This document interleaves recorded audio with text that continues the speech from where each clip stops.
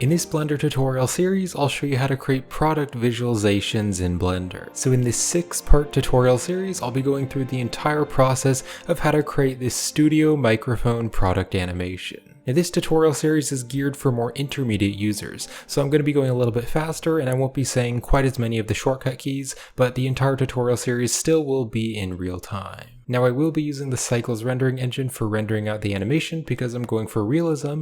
However, you could definitely use Blender Eevee if you want to. It won't look quite as realistic, but if your computer has a hard time rendering all the frames with Cycles, then you could render it with Eevee as well. So the entire 6-part tutorial series will be completely free here on my YouTube channel. And if you enjoy the tutorial series and you'd like to help support me and this YouTube channel, then a great way to do that is by purchasing the finished tutorial project files, and you can get that with the links in the description. And if you'd like to help support the channel monthly, then you can join my Patreon page. So on my Patreon page, you'll get access to lots of Blender content like 3D models and assets, tutorial files, artwork project files, procedural materials, geometry node modifier setups, and lots more Blender content on my Patreon page. And you'll be helping to support the channel monthly, so I do really appreciate your support.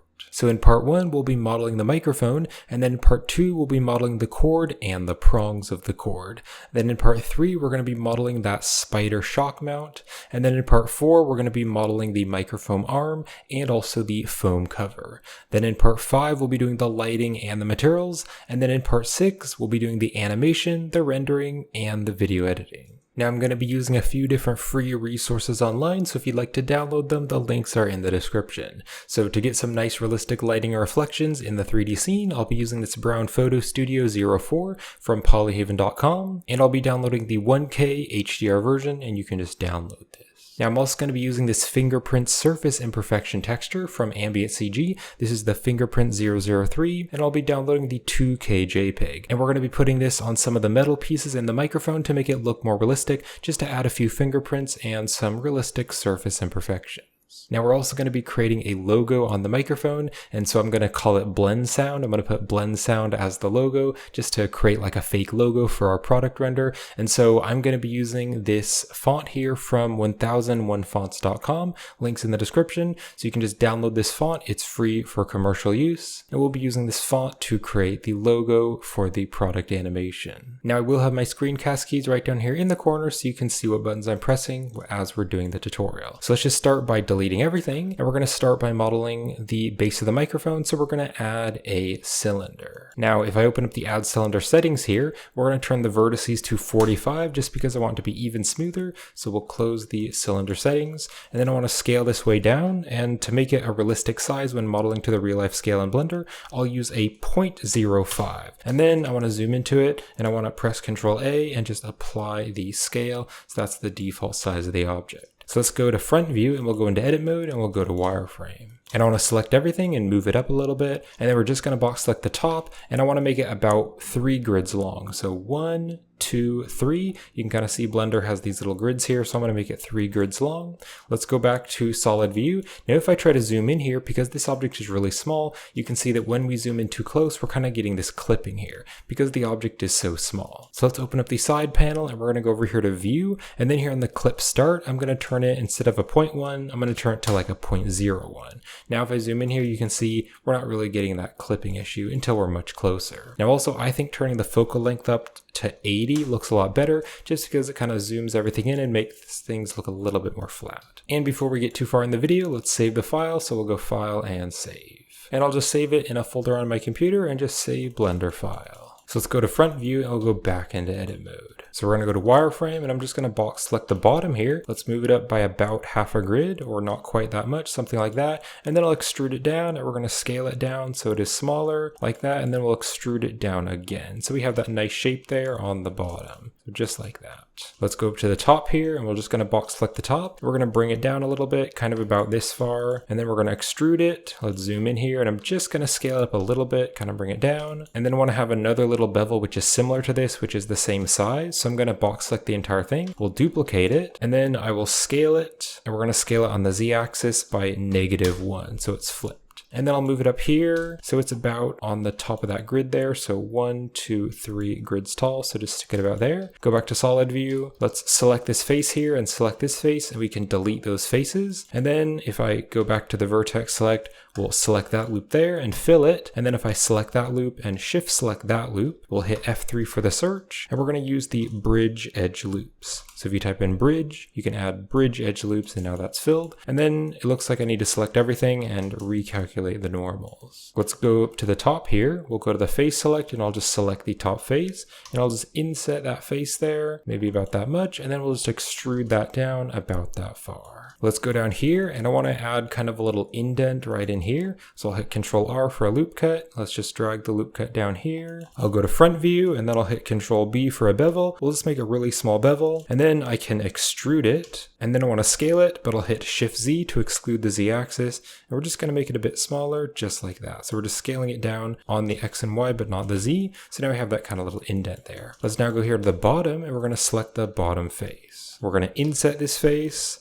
Let's inset it kind of about that far, and then we'll extrude it up right there. So this is where the little plug is going to be on the bottom of the microphone. So we're going to be eventually later modeling some prongs, which are kind of coming out there. So let's shade the object smooth, but then I want to make those edges hard. So let's go here to the modifiers. We're going to add the bevel modifier to kind of bevel out the edges. Let's turn up the segments to like a 4, and I can just turn this amount down so it's really small. So I'm going to go with a 0.0007. So if I kind of zoom in here, you can see there we have just a really small bevel there, so that looks quite a bit nicer. And then if I go back into edit mode, let's just go into wireframe. I'm going to deselect everything and just box select this part here. We can go back to solid view, and I'm just going to bring it down the Z axis just a little bit so it's a little bit farther down. And now you can see we get that bevel there, right there on that little edge. And then also we'll go to add modifier, and we're going to add the weighted normal to kind of sharpen up those edges. So kind of some of these flat spots, with adding the weighted normal, it kind of flattens those spots and makes the shading look nicer. So now what I want to do is create kind of a little screw here on the bottom so it can screw there into the shock mount. So to do this, we're going to go edit, we're going to go to the preferences, and we're going to be turning on an extension. So we'll go here to get extensions, and here in Blender, we're going to search for get extensions, and we're going to type in bolt, and you can just turn on the bolt factory. So if it's uninstalled, you'll just need to click on the install button, and you can just install it. And then here on the add-ons, if you search for bolt, you can see bolt factory is enabled. You can save the preferences so it's always enabled. We'll just close the user preferences.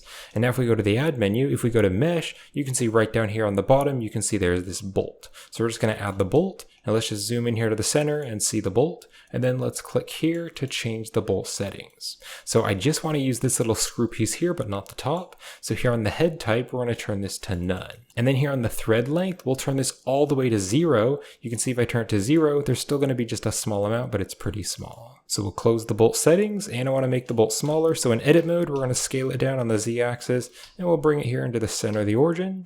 And then in edit mode, let's just scale it up, make it quite a bit bigger. And we're just going to make it fit kind of that whole piece right there. So maybe bring it down a little bit, maybe in object mode, bring it down like that. We'll scale it up a little bit bigger so it's a little bit larger. So just like that. Now we're going to go to the face select, and we'll just use the box select, and we're going to select all of these faces right here on the bottom. So select that one. And then over here, just box select all of those there. Not that one, but all the others. All right, just like that. So we're just going to delete those faces. And then let's go to the vertex select. We're just going to select all that loop there. We're going to extrude the loop up, bring it up on the Z axis, and just bring it all the way up just like that.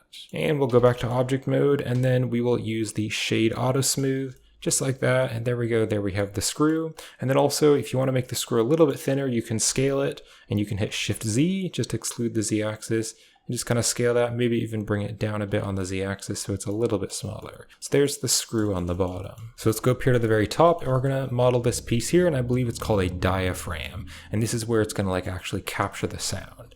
So let's go to the add menu. We're just going to add a circle. And let's scale the circle down to like a 0.03, just a 0.03. We'll bring it up here, and we will apply the scale. And let's go into edit mode, and we're just going to rotate it by 90 degrees, just like that, along the y-axis, and then maybe scale it down a little bit like that. And let's actually rotate it. We want to rotate it on the z-axis by 90 degrees. So if I go here to front view, now that's facing towards the front. So let's just bring it up. We'll bring it up about that far. And then let's go into edit mode, and let's go over here to the side. Let's bring this forward, and then we can extrude it back, and then we'll fill the face there.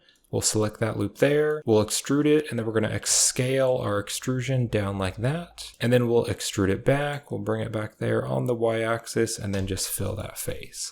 Now we're going to go to the face select, we're just going to select these faces, and we're going to extrude the faces down on the z-axis, right in there inside the microphone. And then select everything and recalculate the normals. We'll go back into edit mode, let's go to the vertex select, we'll just select these vertices, we'll duplicate them, we'll hit P, and we're going to separate by selection so it's its own object. And then back in object mode, we will select this object and go into edit mode. We'll select everything and fill a face there, and then if I scale it up, I can bring it right there inside the diaphragm, and we're going to have a separate material, and we're going to like have some little circles there inside that piece. Go back to object mode, and we're going to model the back here, so we'll go into edit mode, we'll go to the face select, we'll just select this face, we'll duplicate it, and we'll scale it down, kind of bring it out there, and then we'll extrude it back in, and then we'll select this face, and we're just going to extrude it out, and then scale it, extrude out again, kind of scale it down, and one more time, extrude it and scale it just like that.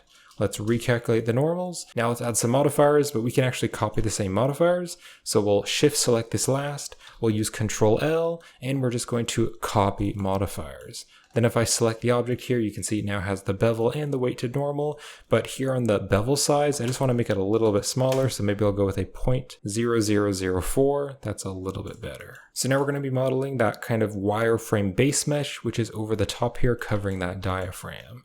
So to do this, we first want to add a cube to create this. We'll go into edit mode, just scale the cube way down, and in object mode, we're going to bring it up here and then go back into edit mode. Let's go back to object mode real quick and kind of bring it up here. And then in edit mode, we're just going to delete the bottom face, and we're just going to delete the faces. So the bottom face is missing. Let's bring this down. If we go to front view and go back into edit mode, let's just select all of the top here. So just select the top, and we're going to make it about 1.5 grids long. So here's one grid, and then here's another half a grid. So just about right there, 1.5 grids long, and then we'll bring the entire thing down a little bit.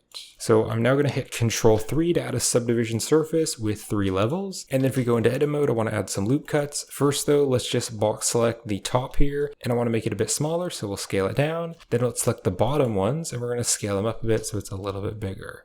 And maybe scale these up a little bit more, and maybe scale the entire thing up just a little bit, like that. So let's now add some loop cuts, so we'll add a loop cut there and a loop cut there.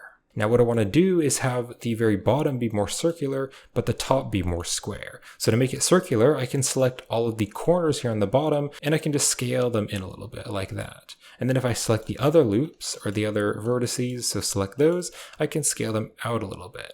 And that's going to make it more circular so it fits the microphone. But you can see right up here, this is still pretty flat and it looks more square shaped. But let's scale it down a little bit. So if I go to top view, let's scale it down like this, scale it down the y-axis so it's more of a rectangle shape. Let's also add 2 loop cuts, so Control R, just add 2 loop cuts here like that, so the geometry is a little bit more even. Let's shade the object smooth, and that's looking pretty good. So I now want to apply the modifier, but just in case we want to go back to the original object, I'm going to duplicate it, and then we'll hit escape so it's in the center. Let's hit M, and we're going to move it to a new collection. Now this collection, I'm just going to call this backup, and then click on create. So if we open up the backup here, I'm actually going to click on this and make it like a red color, and then here on this cube, I'm going to double click on this, and I'm going to call it mesh base. Actually, I'm going to call it wire mesh base. So now that we have this extra object, we can just click on the check mark there just to hide the backup, and then this object will go to this object and just apply the subsurf. Now we can duplicate this again, and we're going to move it to the same backup. And if we open up the backup here, let's just hide the collection, open up the backup. So this is wire mesh base, and we'll just call this wire mesh base 2. So we just have those as backups just in case we want to go back to them, but I'll just hide the backup and just turn on the collection. So now we have this object, and you can see all the squares there, all the faces are pretty even size, so that's great. So now to add the mesh, let's click here on edit. We're going to go to the preferences, and if we go here to get extensions, we're going to type in curve, and there is this extra curve object. So you just want to enable this, and on the add-ons here, once you've enabled it, if you search for curve, there it is. So it's the extra curve objects. Let's close the user preferences. So now if we go to the add menu with this object selected, we'll go to the add menu, and we're going to go to curve, And then if I go down to the very bottom, you can see there's curved knots, and we're going to add the Celtic links. So just add Celtic links. Now it's going to add it wherever the origin point is, so it's way down here. Let's open up the Celtic link settings, and I'll just move myself out of the way so we can kind of change the settings. So first of all, for the weave up and weave down, I'm going to turn it to a 0.0005, and the weave up is going to be negative 0.005. The weave down is just going to be 0.005. But it's really thick right now, you can't really see what it's doing, and that's because of the bevel depth. So I'm going to turn my bevel depth to a 0.001. You can change this later though if you want to, but that's going to be it. And make sure the handle type is auto, so I'll close the Celtic links. Now you can see it still looks way too thick, and that's because it has kind of this extrusion here. So we'll select the object, and we're going to go here to the object data properties. We're going to open up the geometry, and on the extrude value, we're going to turn that to 0. And now that looks a lot better. Now I still think it might be a little bit too thick. So what we can do is change the depth here, and we can turn it down to a smaller number. So here on the bevel depth, let's just turn it a really small number, so maybe like half the size. So a 0.0005. That is looking a bit better. So we'll select the object, and we're just going to bring it up here. And then this object here, we can move it, and we're going to again move it into the backup. So it's in the backup collection. And this Celtic links, we're going to drag this into the main collection. And let's drag this up here, and we're just going to replace it for the other object. So stick it right there, and there we go. So now we have that cool wire mesh. Let's rename the object. So if I open up the backup here, we can rename this. So this one's going to be wire mesh base 3. So now we have 3 of them. Let's just hide the backup. And here on this collection, I'm going to rename this, and I'm going to rename it to microphone, because this is going to have all of the different microphone objects.